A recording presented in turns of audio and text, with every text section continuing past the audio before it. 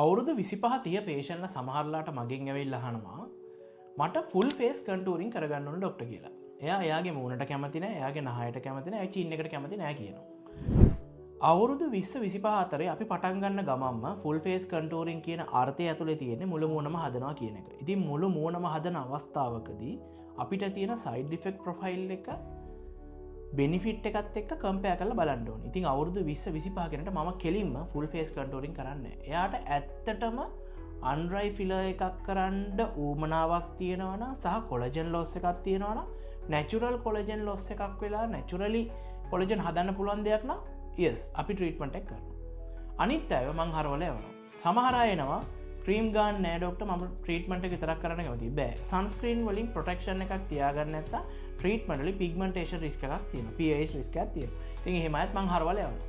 තව සමහරු වෙනවා වයිට්නින් ඉන්ජෙක්ෂන් ගහගන්න. මම ඉන්ජෙක්ෂන් වලට සම්පූර්ණ විරුද්ධයි සහ වයිට්නින් කියන ක්‍රියාවලිය ඇතුළට මම විරුද්ධයි. ඒ හින්දා මොකද ලංකාවේ වගේ රටක උෂ්ණත්වය යාමනය වෙන්න හැමේ තියෙන මෙල්ලින් ප්‍රමාණය ඉතා වැදගත්. ඉතින් ඒ හින්දා මෙල්ලින් පොඩ්ඩක් අඩු කරලා ග්ලෝ වෙනවා මිසක් වයිට්නින් කියන අර්ථෙදි සම්පූර්ණ මෙල්ලින් අයින් කරලා ඔයා හිතන් ඉන්නවා නම් කැන්සර් රිස්ක් එක අපෙත් වැඩි වෙනවා. ඕස්ට්‍රේලියාවේ මේ තත්ත්වෙදී මේ වෙලාවේ ඒක හොඳට වැඩි වෙලා තියෙන යාල මෙල්ලින් හදාගන්න බැරි හින්දා මෙච්චර මෙල්ලින් හදන අපිට ඒ ප්‍රශ්නේ දැනට අඩුයි එන්න පුළුවන් ප්‍රශ්නයක් වුණා. ඒ හින්දා ලංකාවේ දැන් ස්කින් කැන්සර්ස් එන්න වැඩි වෙන පටන් ගන්නවා. අපි ඒකට වෙනම වීඩියෝ එකක් දවසක දානවා. ස්කින් කැන්සර්ස් වල කොහොමද අඳුරගන්නේ? එන්නේ පාත් එක කොහොමද කියලා. ඉතින් ඒ හින්දා මතක තියාගන්න. ඔයාට අත්‍යවශ්‍යම ට්‍රීට්මන්ට් එකක් ඇරෙන්න ට්‍රීට්මන්ට් එක ගැන ප්ලෑන් කරන්න එපා. ට්‍රීට්මන්ට් එක ඔයාට ගැලපෙනවද කියලා ඔයා හෙල්ත් කෙයාර් ප්‍රොෆෙෂන් ඔයාගේ ඩොක්ටර්ත් එක්ක කතා කරලා තීරණය කරන්න.